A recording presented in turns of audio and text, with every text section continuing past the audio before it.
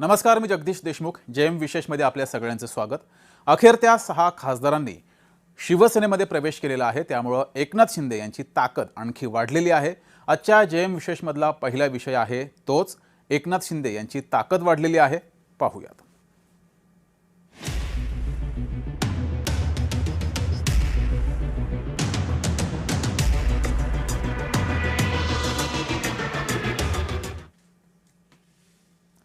अखेर तो क्षण आज आलाच. ठाकरे गटातील 6 बंडखोर खासदारांनी दुपारी शिवसेनेमध्ये प्रवेश केला.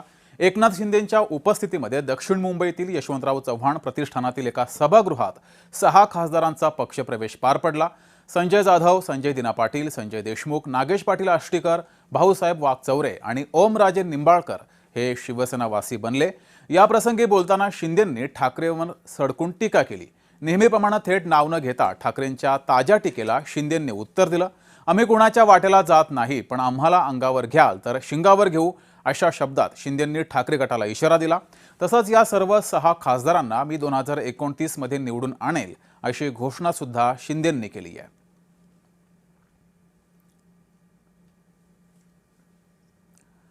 तर खासदारांच्या या पक्षप्रवेशाच्या वेळेस शिंदे नेमकं काय म्हणाले ते पाहूयात.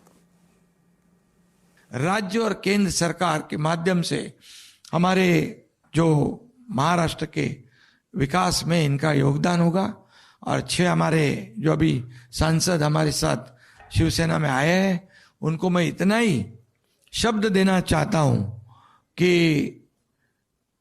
आपके चुनाव क्षेत्र में विकास के लिए पैसे कमी पड़ने नहीं देंगे, ये विश्वास। जैसे चुनाव क्षेत्र में विकास की बात है, वैसे पारिवारिक भी कुछ भी तकलीफ है उसके पीछे एकनाथ शिंदे खड़ा है। कुछ भी व्यक्तिगत उनकी तकलीफ है उसके लिए हम साथ हैं, हम साथ हैं। और मैं एक बार कमिटमेंट करता हूं तो फिर मैं खुद की भी नहीं सुनता हूं। ये मेरा स्वभाव है और ऐसे ही रहना चाहिए। ये बाला साहब ठाकरे जी ने हमें सिखाया, ये आनंदी के साहब ने सिखाया। तर शिवसेनेमध्ये प्रवेश केलेल्या खासदारांनी नेमक्या काय प्रतिक्रिया दिलेल्या आहेत त्याही पाहूयात. मी माझ्या कामात याला उत्तर देईन आणि मी जी काय माझी भूमिका मांडायची ती मतदारसंघात मांडलेली आहे. तुमच्यावर दबाव होता असं म्हटलं जातंय. मी आता बोललो. दबाव होता का कुठल्या कसला गोष्टीचा? दबाव? जिल्हा बँकेच्या घोटाळ्या कसला? संदर्भात तुमच्या काय भावाचं संबंध आहे का नाव- माझा? नाही, काय तुमच्या संबंध? भावाचं नाव होतं काय असं ते- बोलता? दबाव बी भाऊ मी नाही घाबरत. माझं आयुष्य सगळं संघर्षात गेलंय, त्यामुळे दबावाला घाबरणार ओमराजे. आम्ही तिकीट मागितली नव्हती. ही मनसेला सीट जाऊ नये म्हणून जबरदस्ती ती बंदूक आमच्या खांद्यावर ठेवली. आम्ही सीट मागितली नव्हती. आम्ही त्यांना सांगितलं होतं नको म्हणून, हातपाय जोडले होते, रडून सांगितलं मी माझ्या मुलीने. आम्ही परत राजीनामा आम्ही विड्रॉ करायला पण गेलो होतो, तेव्हा पण थांबवलं. तेव्हा हे जे आता मोठे मोठे बाता करतात आहे ना, पाया पडत होते. तर 2022च्या तुलनेमध्ये जून 2026 मधले एकनाथ शिंदे हे अधिक ताकदवान आहेत. जून 2022 मध्ये शिंदेंचं बंड सुरू असताना आता शिंदेंचं काय होणार असा प्रश्न अनेकांच्या ओठांवर होता. 4च वर्षांनी शिंदेंमुळे इतर नेत्यांचं काय होणार असं विचारण्याची वेळ आली आहे. जुलै 2022 ते ऑक्टोबर 2024 या काळामध्ये मुख्यमंत्री राहिलेले शिंदे आज उपमुख्यमंत्री असले तरी त्यांचा पक्ष दररोज नेते जोडतोय. मग ते बच्चू कडू असोत किंवा आज पक्षात आलेले 6 खासदार. शिवसेनेची नुसती बेरीज सुरू आहे. महाराष्ट्रात केवळ महायुतीच नाही तर सर्व पक्षांमध्ये शिंदेंची शिवसेना दुसऱ्या क्रमांकाचा पक्ष आहे. केंद्रीय पातळीवर शिंदेंचा पक्ष 5व्या क्रमांकावरून 4थ्या क्रमांकावर गेलाय. त्या व्यतिरिक्त अनेक जिल्ह्यांमध्ये स्थानिक पातळीवर नेते शिवसेनेमध्ये प्रवेश करतायत. त्यामुळे 2029च्या विधानसभा निवडणुकीमध्ये स्वबळावर लढावं लागलं तरी शिंदे बऱ्यापैकी त्यामध्ये यशस्वी होतील असं राजकीय जाणकार सांगतायत. आणि म्हणूनच शिवसेनेच्या वाढत्या ताकदीची दखल केवळ विरोधकच नाही तर त्यांचे मित्रपक्ष सुद्धा घेत आहेत. दरम्यान उद्धव ठाकरे आणि त्यांचं कुटुंब आजही शिंदेंना गद्दार म्हणत असलं तरी जनतेनं त्यांना स्वीकारलंय. 2024च्या लोकसभा आणि खास करून विधानसभेच्या निकालावरून तरी ते स्पष्ट झालंय. त्या संदर्भातील अधिक माहिती पाहूयात. विधानसभेमध्ये एकनाथ शिंदे यांचे 57 आमदार आहेत. त्यांच्या पक्षाचे शिवसेनेचे 57 आमदार आहेत.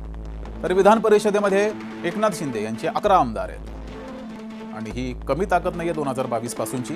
महाराष्ट्र सरकारमध्ये 11 कॅबिनेट मंत्री पद ही एकनाथ शिंदे यांच्याकडे आहेत, त्यांच्या पक्षाकडे. लोकसभेमध्ये 13 खासदार आता त्यांचे झालेले आहेत.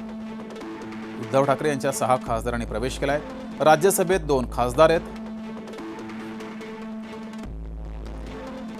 केंद्र सरकारमध्ये 1 कॅबिनेट मंत्रीपद सुद्धा एकनाथ शिंदे यांच्या पक्षाकडे आहे, एकनाथ शिंदे यांच्याकडे. ठाणे जिल्ह्यातील 3 महानगरपालिकांमध्ये त्यांच्या पक्षाचा महापौर आहे. तर राजकीय विश्लेषक मकरंद मुळे यांनी थोडक्यात या संदर्भात प्रतिक्रिया दिली आहे, ती पाहूयात. 2029च्या निवडणुकीकरता एकनाथ शिंदे सज्ज होत आहेत. SIR, जनगणना आणि मतदारसंघांचं सीमांकन, फेररचना हा एक भाग आहे. पण 2029च्या निवडणुकीच्या करता भारतीय जनता पार्टी बरोबर वाटाघाटी करताना एक समानता असली पाहिजे, आपलं पारडंही तितकंच तुल्यबळ असलं पाहिजे, ही काळजी ह्या 6 जणांना आणून एकनाथ शिंदे यांनी घेतलेली आहे. तर राजकारण आणि जातीय समीकरणं समांतरच सुरू असतात. विषय आहे मराठा नेत्यांचा. माजी उपमुख्यमंत्री अजित पवार यांच्या अपघाती मृत्यूमुळे महाराष्ट्राच्या मराठा राजकारणामध्ये मोठी पोकळी ही निर्माण झाली आहे. अन्य मराठा नेते नाहीत असा आमचा अजिबात दावा नाही आहे. खुद्द उपमुख्यमंत्री सुनेत्र पवार या मराठा आहेत. त्यांचे चुलत सासरे शरद पवार आहेत. भाजपामध्ये अनेक मराठा नेते आहेत. काँग्रेसमध्ये माजी मुख्यमंत्री पृथ्वीराज चव्हाण आहेत. पण लोकनेता, लोकप्रिय, पूर्णपणे सक्रिय, अनुभवी आणि 70च्या आतला या सर्व निकषामध्ये सध्या फक्त एकच नेता बसतो आणि तो नेता म्हणजे एकनाथ शिंदे. 2029च्या निवडणुकीआधी शिंदे ही पोकळी भरून काढण्याचा पुरेपूर प्रयत्न करणार हे नक्की आहे. ही गोष्ट मान्य की शिंदे हे पश्चिम महाराष्ट्रातील सहकार चळवळीतून पुढे आलेले नेते नाहीत. त्यांचा जन्म साताऱ्यातील दरे गावातला असला तरी तरुणपणापासून ते ठाण्यामध्ये आहेत. पश्चिम महाराष्ट्रामध्ये शिवसेनेची पाळंमुळं रुजवायची हाच त्यावर उपाय असू शकतो. एकूणच काय तर 2029च्या निवडणुकीपर्यंत एकनाथ शिंदेंची प्रतिमा मराठा स्ट्रॉंगमॅन अशी झाली तर अजिबात आश्चर्य वाटायला नको. तर आजच्या घडीला महाराष्ट्रातील प्रमुख मराठा नेते कोण आहेत त्यावर सुद्धा एक नजर टाकूयात. शरद पवार राष्ट्रवादी शप गटाचे अध्यक्ष आहेत. महाराष्ट्रातील मोठं नाव, मराठा नेते. माजी मुख्यमंत्री आणि खासदार सध्या भाजपात आहेत. अशोक चव्हाण पूर्वी काँग्रेसमध्ये होते, आता भाजपात आहेत. हे सुद्धा एक प्रमुख मराठा नाव आहे.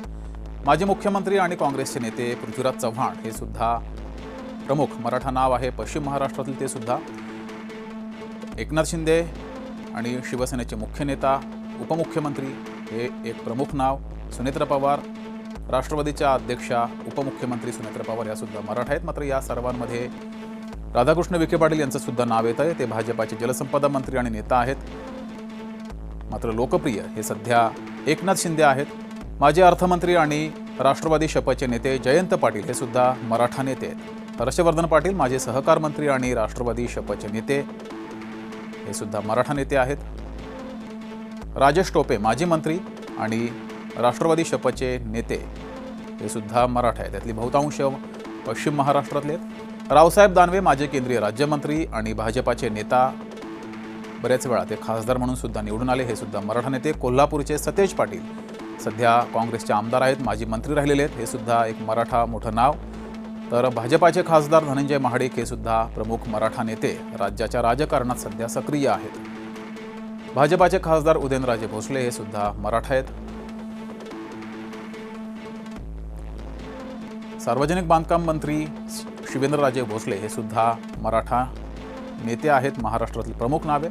भाजपाचे मंत्री, सांस्कृतिक कार्यमंत्री आशिष शेलार हे सुद्धा एक प्रमुख मराठा नाव सध्या महाराष्ट्रामध्ये आहे.